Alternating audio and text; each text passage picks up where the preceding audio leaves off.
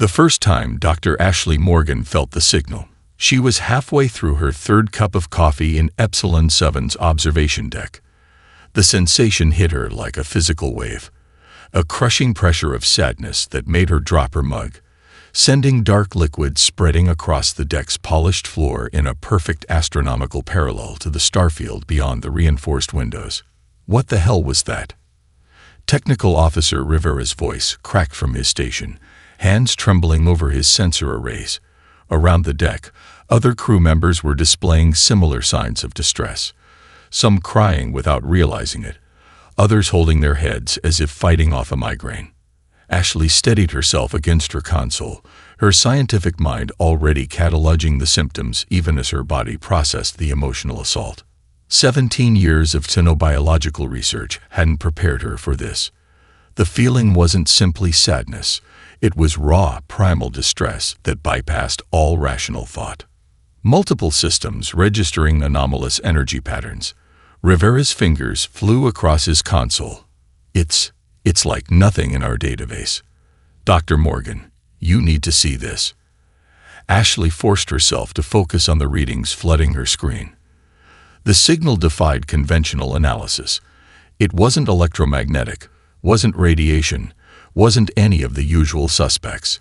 But there was something hauntingly familiar about the pattern. Run it through the marine mammal comparison matrix, she ordered, already moving to the central holographic display. A few crew members looked at her like she'd lost her mind, but Rivera complied without question. He'd been on station long enough to know that Morgan's crazy hunches often led somewhere interesting. The computer churned through the data, and Ashley's heart nearly stopped when the results materialized in the air before her. The signal's wavelength pattern was an almost perfect match for distressed whale songs, just scaled up to cosmic proportions. That's impossible, Station Commander Hayes said from the doorway, his face pale. Like everyone else, he was clearly feeling the effects of the signal. We're in the dead sector. Nothing's out here except background radiation and space dust. Ashley's fingers danced across the holographic controls, overlaying the signal source with standard astronomical charts. The dead sector. We called it that because nothing interesting ever happens here. But what if we were wrong? What if we weren't seeing nothing? What if we were seeing something so big, so vast, that we mistook it for empty space? Another wave of distress washed over the crew, stronger this time. Through the observation windows, Ashley could have sworn she saw the stars shimmer, like light passing through water. Look at this, she said, enhancing a particular section of the chart. What we classified as random energy fluctuations, they're not random at all. They're pulses, rhythmic, like she swallowed hard, like a heartbeat. The station's AI chimed in with an alert. Warning! Signal intensity increasing. Psychological impact on crew may reach dangerous levels within 2 hours. Commander Hayes straightened his uniform, trying to maintain authority despite the tears running down his face. Tears he didn't even seem aware of. Dr. Morgan, you have exactly 5 minutes to convince me we shouldn't initiate emergency evacuation protocols. Ashley brought up her decades of research on theoretical space-dwelling organisms, research that had made her a laughingstock at more than one academic conference. Sir, I think we're dealing with a living entity, something massive enough to be mistaken for a sector of space. And whatever it is, she gestured to the crew, all fighting back waves of transmitted emotion. It's trying to communicate. No, it's crying for help. Rivera's console erupted with new alerts. Doctor, the signal. It's changed. There's a second pattern overlaid on the first. Smaller, but similar structure. Ashley's eyes widened as the implications hit her. Not just crying for help, she whispered, watching the massive readings pulse across her screen. A parent, crying for its young. The observation deck fell silent except for the steady ping of instruments recording the impossible. Somewhere out there, in what humans had dismissed as empty space, something ancient and vast was in pain. And it had just proved every one of Ashley Morgan's crazy theories right. You're about to get us all killed, Lieutenant Sarah Hayes muttered as their research vessel, The Nautilus pushed deeper into what everyone else in the galaxy called dead space. She wasn't wrong. Their small ship was far beyond safe operational distance from Epsilon 7, running on Dr. Morgan's conviction, and a skeleton crew of 3 volunteers. "If I'm right," Ashley replied, eyes fixed on the sensor readings, "we're about to make the discovery of the millennium." She adjusted their course by a fraction of a degree, following the increasingly strong emotional pulses that still brought tears to their eyes. The ship's warning systems blared as they approached what looked like a perfectly normal section of space, except for the way it seemed to ripple when viewed from the corner of one's eye. Ashley killed the alarms with a practiced gesture. "Energy readings are off the charts," Chief Engineer Marcus Rodriguez reported from his station. "Whatever's out there, it's bending space-time around itself. Hull stress increasing." Ashley nodded, making microscopic adjustments to their approach vector. 17 years of research had taught her to trust her instincts, even when they led her to the edge of known space with a crew that thought she was insane. Switched to gravitational imaging. The main view screen flickered, and collective gasps filled the bridge. What they'd thought was empty space resolved into a vast, living pattern of energy and matter. It stretched for light years, its body a living nebula of consciousness that defied human comprehension. "My God," Sarah whispered, previous skepticism forgotten. "It's breathing." They watched in awe as waves of stellar matter pulsed through the creature's form like blood through veins. But there was something wrong with the pattern. A jagged tear in its ethereal flesh leaked streams of plasma into space. "It's wounded," Ashley breathed, her theories coming together. "That's why." She stopped mid-sentence as their sensors detected something new. Within the creature's vast body, geometric shapes caught the light of distant stars, crystal structures that shouldn't exist in nature. Rodriguez swore in Spanish. "Doctor, I'm picking up multiple energy signatures inside those crystals. They're moving, struggling." Ashley's hands flew across her console, comparing readings to her database. "The young," she said. "They're trapped in there. Some kind of crystalline prison." She opened a channel to the Galactic Council even as she spoke, knowing they'd need help for what came next. The Council's response was swift and dismissive. The holographic image of High Commissioner Tilara appeared on their bridge, her alien features set in an expression of disdain. "Dr. Morgan, your species' tendency to anthropomorphize natural phenomena is well documented. What you're observing is simply a unique type of nebula formation. Our scientists have already." "With all due respect, Commissioner," Ashley interrupted, sending their sensor data. "Nebulae don't have heartbeats. They don't feel pain. And they certainly don't send distress signals that match cetacean communication patterns." The alien's expression didn't change. "We have a strict policy of non-intervention in cosmic phenomena. Even if your unlikely theory is correct, the risks of interfering with entities of this scale are." A new wave of distress washed over the bridge crew, stronger than ever before. Ashley watched in fascination as even the Commissioner's hologram flinched, the emotional broadcast powerful enough to transmit through their communication link. "Tell me you didn't feel that," Ashley challenged. "Tell me that was just a nebula." Before Tilara could respond, Rodriguez called out, "Doctor, the crystals, they're contracting. Whatever's inside them is being crushed." Ashley made a decision that would change human history. She cut the transmission to the Council mid-sentence and turned to her small crew. "We can help them. I know we can, but I won't order anyone to." "Save it, Doc," Rodriguez interrupted with a grim smile. "We all felt what they're feeling. No way we're leaving them like this." Sarah nodded, already plotting coordination patterns with Earth's rescue services. "We'll need bigger ships, better equipment. A lot of both." Ashley smiled, watching the cosmic beast's young struggle against their crystalline cage. "Then let's make some calls." starting with a certain hard-headed commander who specializes in impossible rescues. Commander Jack Torres stood in his rain-soaked jacket, watching rescue boats battle 20-foot waves off the coast of Alaska. His latest mission, saving a pod of trapped humpbacks from an experimental fishing net, had just wrapped up successfully, though the media was already calling it another reckless Torres special. He didn't care about the headlines. The whales were safe. That's what mattered. His comm unit buzzed. Torres almost ignored it until he saw the name, Ashley Morgan.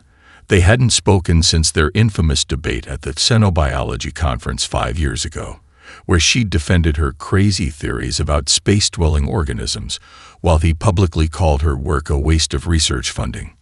"Morgan," he answered, voice gruff. "If you're calling to remind me I was wrong about. I found them, Jack." Her voice crackled with static and excitement. "And they're dying." 30 minutes later, Torres stood in his cramped office aboard the marine rescue vessel Salvation, staring at the holographic data Ashley had transmitted. His coffee had gone cold, forgotten as he watched the cosmic being's movements, saw the crystalline structures crushing its young. "The prison's getting tighter," Ashley explained through the video link. "Based on our calculations, those young have maybe 2 weeks before the compression becomes fatal.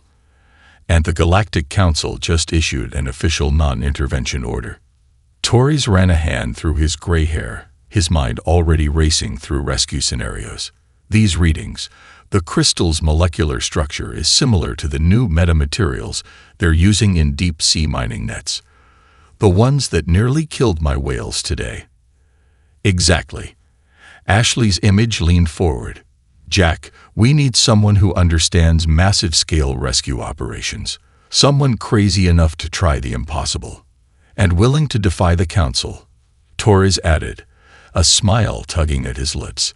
He pulled up the specs for his rescue ships, already making mental modifications. "Those crystalline structures, they're responding to sonic vibrations, just like your whale-safe net cutters. But on a cosmic scale. The problem is scale," Torres finished. "We'd need to modify deep space mining ships, lots of them, and find a way to translate our rescue protocols to work in vacuum." He paused, calculating. "The cost alone would be—" "Actually," Ashley interrupted, "that part's handled. I'm sending you something." A new hologram sprang to life. A real-time feed of global news channels.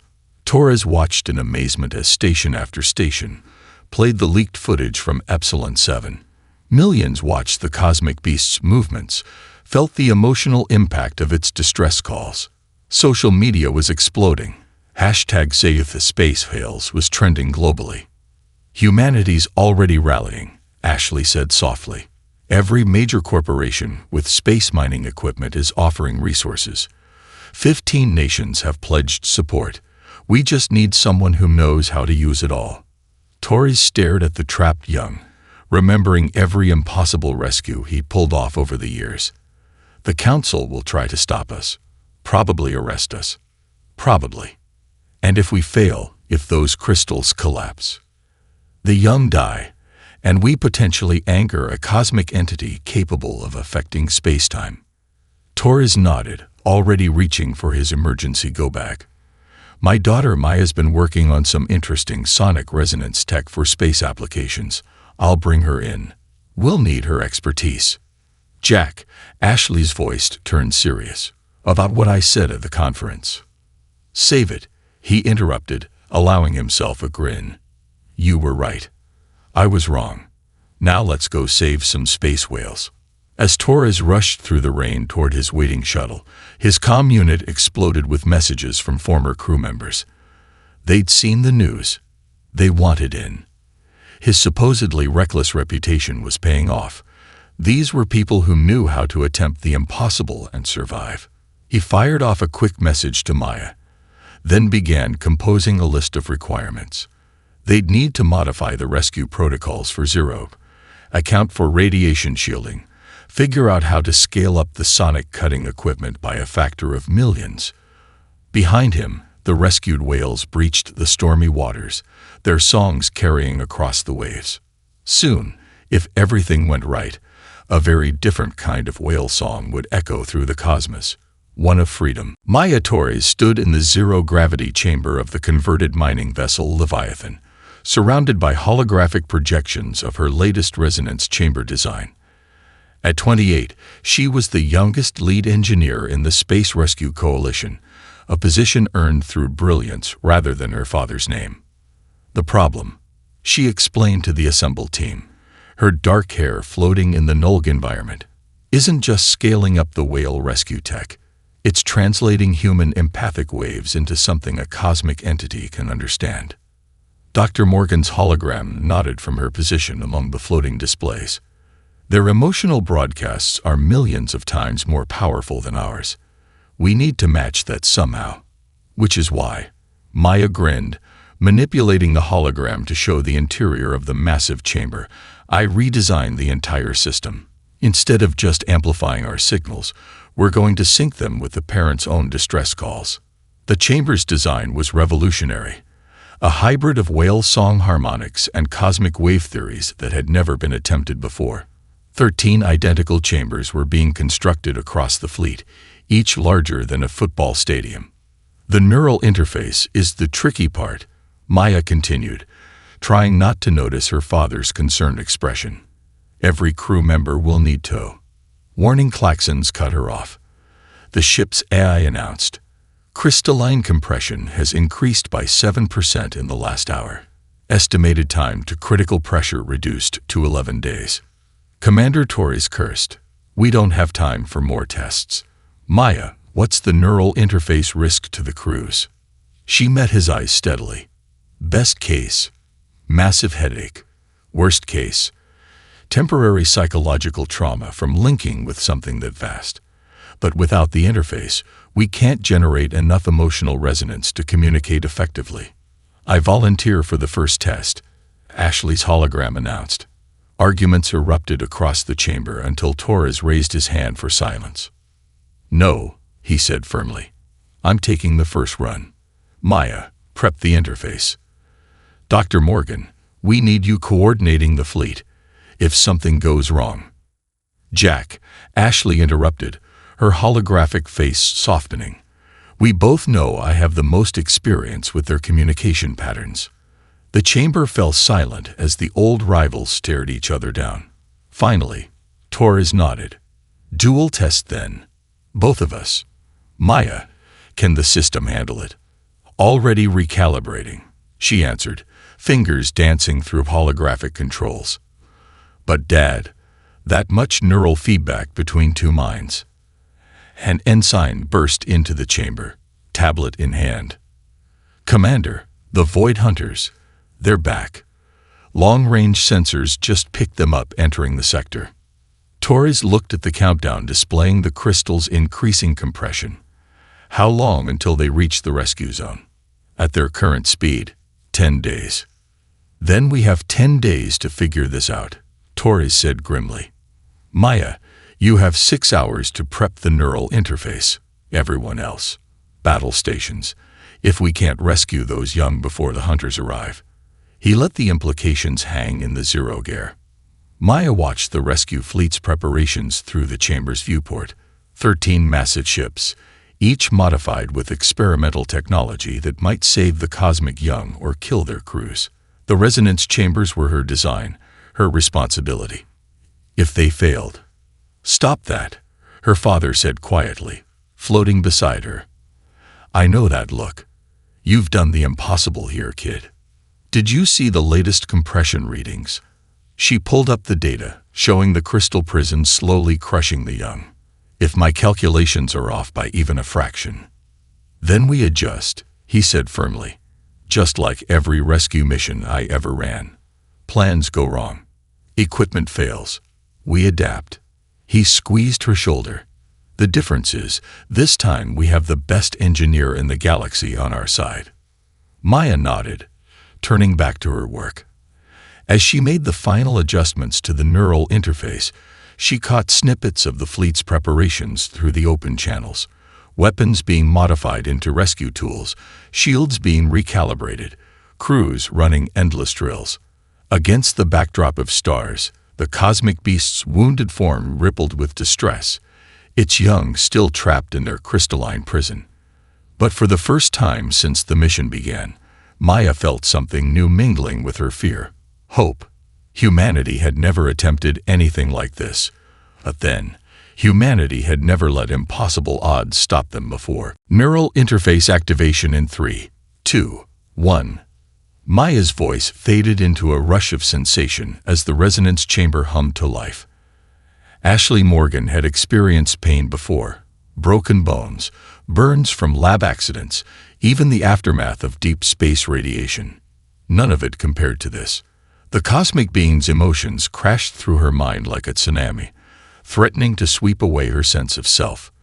Beside her in the chamber, Commander Torres convulsed in his restraints, his face contorted in shared agony. Neural patterns destabilizing. Maya's panicked voice seemed to come from miles away. "We need to abort." "No." Ashley forced the word out through gritted teeth. "The young. I can feel them." So afraid.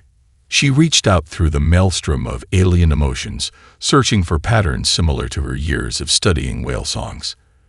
There, beneath the parents' overwhelming distress, smaller voices cried out. The young weren't just trapped. They were trying to communicate. "Jack," she gasped. "Focus on the smaller signals. Filter out the parents' broadcast." Torres nodded, sweat beading on his forehead. Together, they adjusted their neural patterns, letting their experience with marine rescue guide them through this cosmic ocean of emotion. Energy signature stabilizing, Maya reported.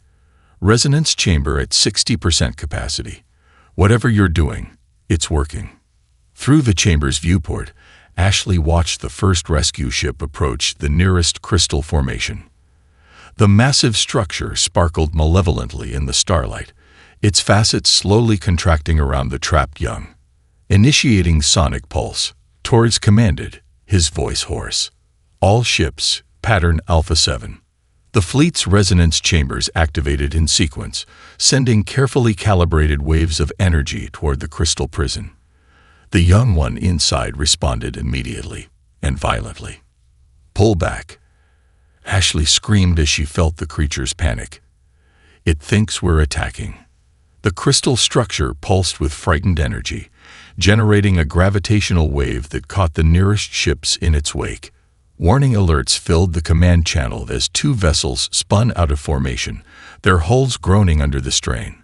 "No casualties," Maya reported, "but we can't take another hit like that. The hulls won't handle it." Ashley forced herself to think through the pain of the neural connection. What were they missing? She'd spent years studying marine mammal rescue operations, watching how. "The parent," she whispered. "Jack, we're idiots. We're trying to calm the young without the mother's voice," he finished, already adjusting his neural patterns. "Maya, recalibrate the chambers to match the parents' distress calls. We need to sync with their frequency first. Show them we're here to help." The change was immediate. As their resonance chambers matched the parents' broadcast, the cosmic being's emotions shifted. The overwhelming distress gained a note of curiosity. "Look!" someone shouted over the comm. Through the viewport, Ashley watched in awe as the parent's vast form rippled with new patterns of energy, creating waves of color that reminded her of bioluminescent squid. "It's talking to its young," she realized. "Maya, are you recording this?" "The patterns." "Already on it," Maya confirmed. "Running them through the translation matrix now. It's incredible. They're not just communicating. They're sharing memories. Teaching."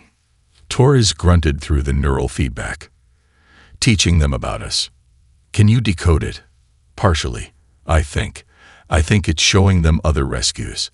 Other species that tried to help, failed, gave up. But now, the parents' next transmission nearly overwhelmed their neural interfaces with its intensity. But this time, the emotion wasn't pain or fear. It was permission. "All ships," Torres commanded, his voice stronger now. Resume approach. Pattern Beta 3. Nice and slow. Let's show them how humanity handles a rescue. As the fleet moved back into position, Ashley felt the young one's fear give way to something else. Hope. The same emotion she saw reflected on the faces of every crew member visible through the chamber's viewport. They had one chance to get this right.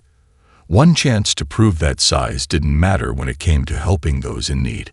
One chance to show the cosmos what humanity was truly capable of. The resonance chambers hummed in perfect harmony with the parents' song as the rescue operation began in earnest. They felt the void hunters before they saw them. Through the neural interface, Ashley and Torres experienced the parent creature's sudden spike of terror. An emotion so powerful it made the rescue fleet's instruments spark and flicker. Multiple quantum ruptures forming. Maya's voice cut through the chaos. Energy signatures matched the historical records of Void Hunter attacks. The space around them began to tear open, reality itself parting like dark curtains. They emerged like living shadows, beams of pure energy that seemed to devour the starlight around them. The Void Hunters moved with terrible grace, their forms rippling and flowing as they surrounded the rescue fleet. They're executing a hunting pattern. Torres grunted through the neural feedback. Just like deep-sea predators corralling their prey. Ashley watched in horror as the nearest hunter extended tendrils of dark energy toward one of the crystal prisons. The resonance chambers. They're disrupting our rescue frequency. Receiving transmission. Maya announced, her voice tight. They're claiming hunting rights, something about this being their traditional feeding grounds. Through the neural link, Ashley felt the cosmic young's terror spike. The parent's massive form rippled with protective instinct, but the crystalline prisons prevented it from acting. Centuries, perhaps millennia of helplessness radiated through the connection. Then Torres laughed. Everyone on the command channel fell silent. Even the Void Hunters seemed to pause, their dark forms wavering. Maya, he said, still chuckling, remember that summer we spent studying orca hunting patterns. How they use sound to herd their prey. Dad, this isn't the time for... Maya stopped mid-sentence. Wait. The hunters, their movement patterns. They're almost exactly like marine predators, Ashley finished, suddenly understanding. They're using the same techniques, just scaled up to cosmic levels. Which means Torres was already issuing commands. All ships, reconfigure resonance chambers to pattern Delta 9. Maya, remember how we disrupted those illegal sonic fishing nets last year? Already recalibrating. Maya's fingers flew across her controls. But Dad, we'll have to shut down the neural interface. The feedback. No time, Ashley interrupted. Keep it running. We need to coordinate with the parent. The Void Hunters struck first. Beams of dark energy lashed out, cutting through the fleet's shields like they weren't there. 3 ships lost power immediately, their crews working desperately to restore systems. But humanity had faced impossible odds before. The modified resonance chambers fired, not with the gentle harmonics they'd been using for the rescue, but with carefully calculated pulses based on decades of dealing with deep-sea predators. The waves of energy caught the hunters mid-attack, disrupting their coherent forms. It's working, Maya shouted. Their energy patterns, they can't maintain stability under these frequencies. Through the neural link, Ashley felt something new from the parent creature. Surprise, followed by a surge of fierce pride. The cosmic being's own energy patterns began to shift, adapting to match their defensive frequencies. The parent's helping us, she called out. Maya, sync our patterns with. A hunter's counterattack cut her off. Dark energy sliced through their ship's outer hull, and warning klaxons filled the chamber. The neural interface spiked, drawing a scream from both Ashley and Torres as the parents' pain flooded their minds. Hull breach on decks 3 through 7. Someone shouted. We're losing containment. Torres forced his eyes open, blood trickling from his nose. Maya, reroute all power to the resonance chamber. Every other ship, coordinate your attacks with the parent's energy pulses. We're not just rescuing them anymore. We're fighting alongside them. The Void Hunters regrouped, their forms condensing into something more solid, more threatening. But they faced something they'd never encountered before, a prey species that refused to be prey, armed with understanding of their own hunting patterns, fighting alongside the very beings they'd come to feed upon. As the space battle reached its crescendo, Ashley felt the young ones watching through their crystal prisons. They were learning something their kind had perhaps never seen before. That size didn't determine courage, that the smallest beings could stand against the darkness. And the Void Hunters were about to learn why humanity had survived every predator their own world had ever produced. Maya Torres had never felt more alone. From her emergency station in the Leviathan's auxiliary control room, she watched through blurred vision as her father and Dr. Morgan convulsed in the neural interface chamber. Blood trickled from their noses, their minds stretched to breaking point by the cosmic being's desperate emotions. Primary resonance systems failing. The ship's AI announced with maddening calm. Neural load exceeding safe parameters. Her fingers danced across 3 separate control panels, trying to maintain the delicate balance between power distribution and life support. Outside, the Void Hunters' dark energy attacks had reduced 4 more ships to drifting hulks. Maya, her father's voice cracked through the comm, barely a whisper. The crystalline structure. There's a pattern. Save your strength, she started to say, but Ashley's voice joined in. The compression waves, Ashley gasped. They're not random. Maya, run a full spectral analysis on the crystal's frequency response. Quick. Maya's hands flew across the controls, bringing up real-time data from their sensors. Numbers and patterns cascaded across her screens, and suddenly she saw it. Oh my God, she breathed. It's so simple. The crystals, they're like living things. They have a resonant frequency. Through the viewport, another hunter attack rocked the fleet, but Maya barely noticed, her mind racing through calculations. All ships, reconfigure resonance chambers to match the crystal's own frequency. Don't fight it. Sync with it. Like singing along. Torres managed through gritted teeth. Just like whale song. The remaining ships responded, their resonance chambers adjusting to match the prison's natural vibration. For a moment, nothing happened. Then Maya saw it, a hairline crack appearing in the nearest crystal formation. It's working, she shouted. The frequency is. The ship lurched violently as 3 Void Hunters struck simultaneously. Warning lights flooded Maya's displays as systems began to fail across the fleet. The neural interface chamber's power flickered dangerously. We're losing them. Someone screamed over the comm. Interface overload imminent. Maya made a decision that would have made her father proud. Everyone else, maintain crystal resonance. Leviathan crew, prepare for emergency protocols. Her fingers entered the override codes she'd hoped never to use, redirecting all remaining power to the neural interface and resonance chamber, including life support. Maya, no, her father started to protest, but she cut him off. We've got 10 minutes of emergency oxygen. Make them count. The Leviathan's lights died as every scrap of power fed into the resonance chamber. In the sudden darkness, Maya saw the crystal structures begin to glow from within. The cracks were spreading. Through the neural interface, Ashley and Torres broadcast a single unified message, not just their own voices, but the combined empathy of every human crew member, synchronized with the parent's own calls to its young. A song of freedom, of hope, of family. The crystals shattered. The young cosmic beings burst free in a display of light and energy that overwhelmed every sensor in the fleet. Maya watched in awe as they unfurled their vast forms for the first time, their movements creating aurora-like patterns across space itself.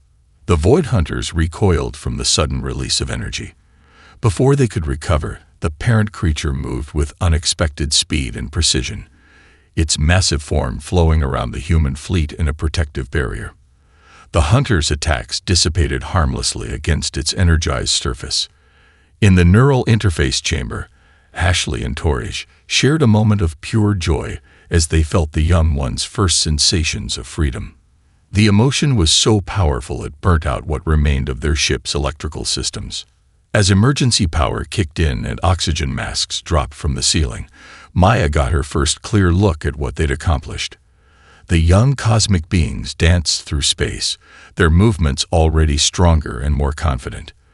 The void hunters retreated, their hunting patterns disrupted by prey that refused to behave like prey. And there, displayed on her last functioning screen, was a message that made her laugh out loud despite their dire situation. The ship's AI had finished its analysis of the young one's energy patterns. They were purring. 3 months after Operation Cosmic Whale, Dr. Ashley Morgan stood before the Galactic Council, her dress uniform pressed and perfect. The neural scarring from the rescue had left a streak of white in her hair, a matching set to the one in Commander Torres' beard. They called it their space whale stripe now, wearing the mark with pride. The luminous ones, she addressed the assembled alien representatives, are not just ancient beings.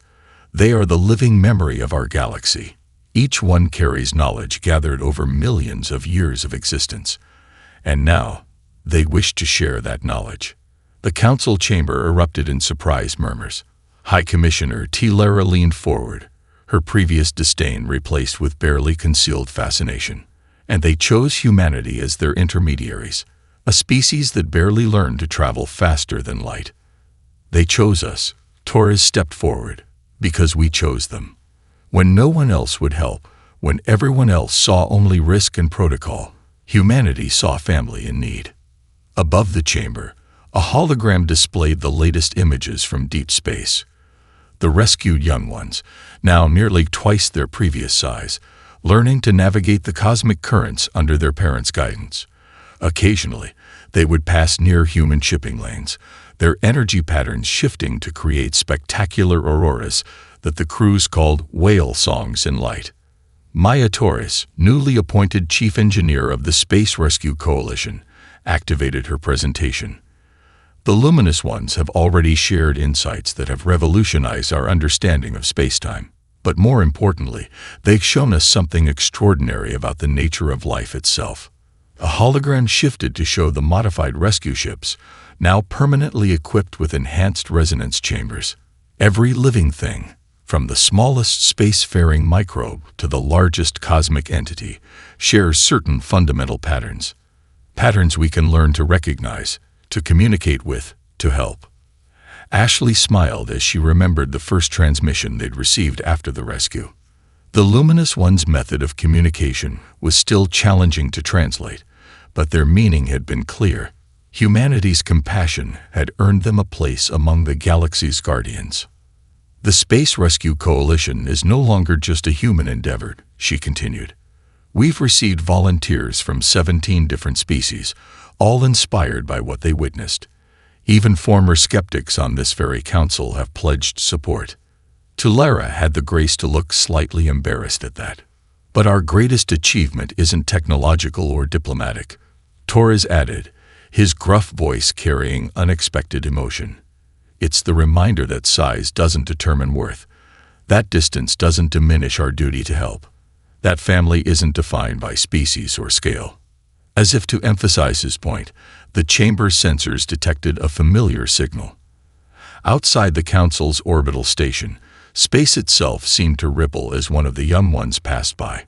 Its energy pattern shifted into the now recognizable shape of a greeting, one specifically tuned to human neural frequencies. Maya's instruments recorded the young one's call, and she grinned at the translation. It remembers us. They all do. And they're teaching others about us, spreading the word across the galaxy that size is no barrier to courage or compassion. The council session concluded with the formal establishment of the Interstellar Search and Rescue Corps, with humanity appointed as its founding members. As the chambers cleared, Ashley found herself standing with Torres and Maya at the observation window, watching the young cosmic beings aurora-like form dance among the stars. You know, Torres mused, I used to think space was too big for us. That humans were too small to make a real difference out here. Ashley touched the white streak in her hair, remembering the neural link, the shared pain and triumph. Maybe that's our real gift to the galaxy, showing them that the size of your body doesn't limit the size of your heart. Maya checked her tablet, already planning the next rescue mission. Reports were coming in about strange signals from the galactic core, whispers of ancient beings trapped in time distortions. Think we should tell them about the distress call I picked up this morning. Torres and Ashley shared a knowing look. Out among the stars, the young one performed one last light show before disappearing into the cosmic deep, its freedom a testament to humanity's greatest truth, that courage knows no scale and compassion knows no bounds. Well, Ashley grinned, feeling the familiar excitement of a new mission. Someone has to show the galaxy how it's done.